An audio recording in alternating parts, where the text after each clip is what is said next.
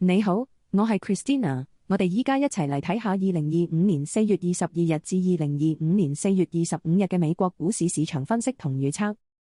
隨住中美貿易戰升級，美國聯儲局主席鮑威爾喺公開講話入面表達咗對同時控制通脹同支持經濟增長嘅擔憂，呢啲因素拖累咗美股表現。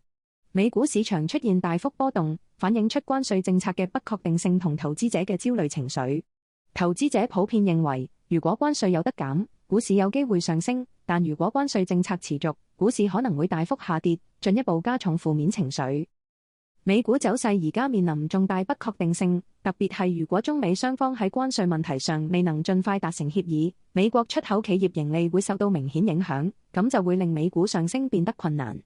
雖然雙方都有意願傾翻貿易協議，有助舒緩市場緊張情緒，但美國債券同美元匯率波動仲未穩定，市場未來仍有下調風險。上星期，由於美國關稅政策不確定性增加，市場風險厭惡情緒明顯上升。隨住貿易戰升級，投資者對美股表現採取審慎態度，尤其係特朗普對關稅政策嘅聲明同評論，直接影響市場情緒。雖然科技股受壓，不過近期金融股業績強勁，成為支撐美股嘅一個因素。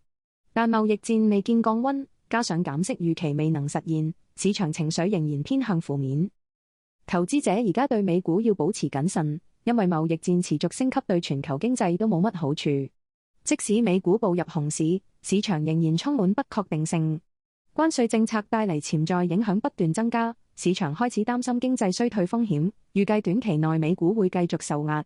雖然近期曾經反彈，但未來經濟前景唔樂觀，投資者要小心資金流出，降低風險。